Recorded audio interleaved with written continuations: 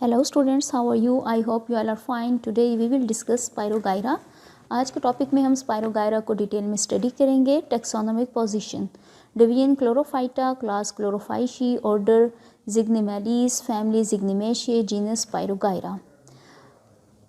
It is one of the commonest and large genus with about 300 species growing as free-floating masses in stagnant or slowly moving water streams.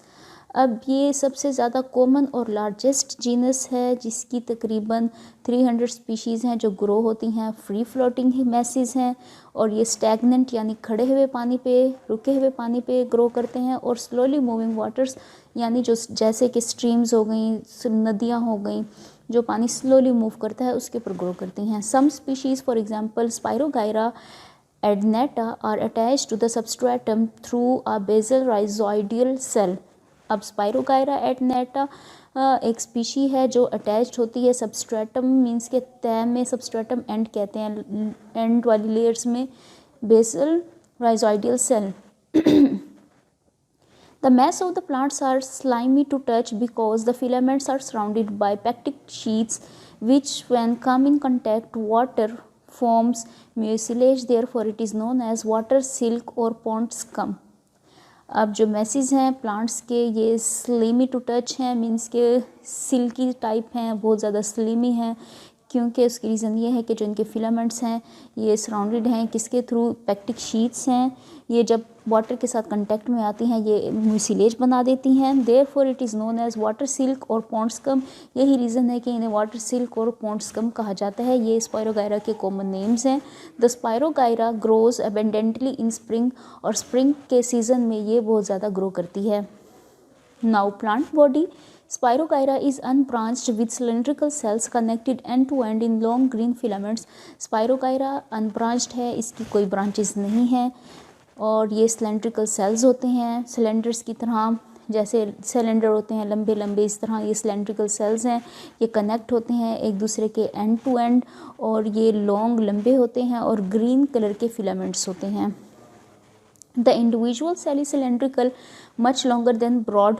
अब जो individual cell है वो cylindrical होगा, much longer, broad यानी खुला होने की निस्बत ये लंबा ज़्यादा होगा. In free floating species there is no distinction between the basal and distal ends.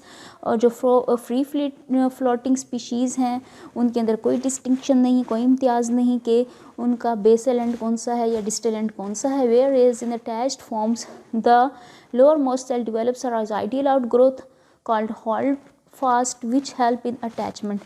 अब जब ये अटैच्ड होते हैं, अटैच्ड फॉर्म में इनका जो लोअर मोस्ट सेल है वो डेवलप कर जाता है राइजोइडियल आउटग्रोथ में, जिसको कहा जाता है होल्ड फास्ट. होल्ड फास्ट आप कह सकते हैं कि ये इनका अटैचमेंट का एक अटैचमेंट के लिए हेल्प करता है. अब आप फिग 4.13 में देखें, वेजिटेटिव स्ट्रक्चर दिखाया गया है कि किस तरह होता है स्पायरोगायरा.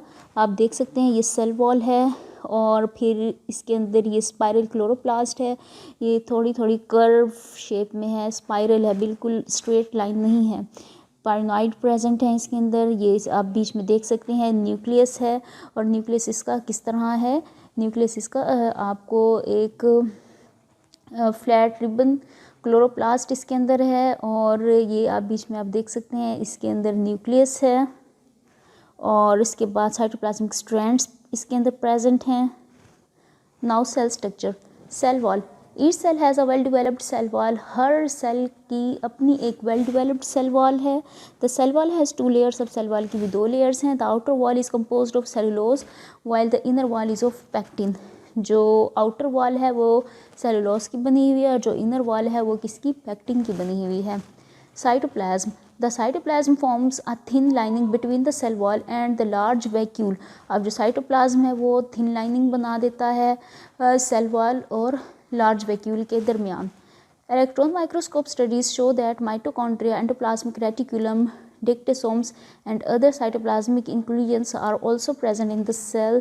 अब जो इलेक्ट्रॉन माइक्रोस्कोप की स्टडीज़ ने ये बात शो की है जो माइटोकॉन्ड्रिया, एंडोप्लाज्मिक रेटिकुलम डिक्टिसोम और जो दूसरी साइटोप्लाज्मिक इंक्लूजन्स हैं वो भी प्रेजेंट हैं सेल में। The number of chromosomes vary from species to species from 5 to 24, और जो क्रोमोसोम का नंबर है ये भी डिफरेंट है, वेरी कर रहा है हर स्पीशी में, मीन्स के सेम नहीं है। और इसकी रेंज क्या है, ये 5 से 24 के दरमियान कोई भी हो सकता है।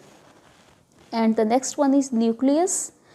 Each cell has a prominent nucleus in the center suspended by thin strands of cytoplasm from the inner part of the cell wall। अब जो हर सेल है उसके पास अपना prominent nucleus है उसके सेंटर में, जो सस्पेंड कर रहा है उसके दरमियान में है, सस्पेंडेड फॉर्म में है, एक thin strands of cytoplasm जो कि inner part of the cell wall में present है। Chloroplast are embedded in the peripheral cytoplasm and their numbers are variable as few as 1। जो क्लोरोप्लास्ट है वो एम्बेडेड है पेरिफेरल साइटोप्लाज्म में, और जो उनकी जो नंबर्स हैं वो वेरी कर रहे हैं, वेरिएबल हैं, एज फ्यू एज 1।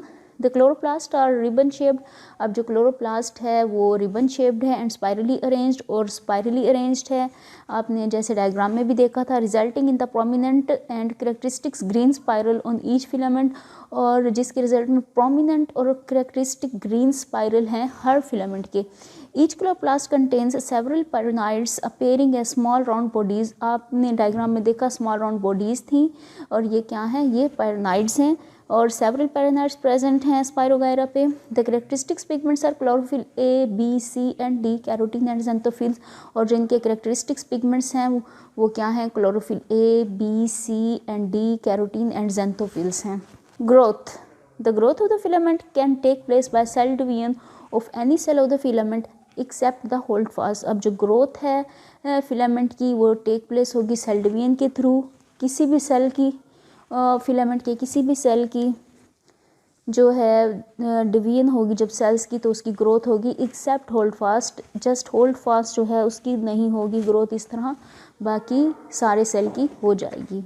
इसके बाद हम देखते हैं reproduction. The reproduction in spirogyra is vegetative and sexually mostly, however some species exhibit asexual reproduction. अब जो रिप्रोडक्शन है स्पाइरोगायरा में वो वेजिटेटिव है और सेक्सुअली है, ये मोस्टली दोनों पाई जाती हैं, जबकि जो ए सेक्सुअल रिप्रोडक्शन है वो कुछ स्पीशीज़ एग्जिबिट करती हैं। Vegetative reproduction. In asexual reproduction, the fragmentation takes place and Spirogyra simply undergoes intercalary mitosis to form new filaments। अब asexual reproduction की बात की जाए तो fragmentation होगी, और जो Spirogyra है उसके अंदर simply ये क्या होगी, intercalary mitosis होगी और new filament बन जाएगा।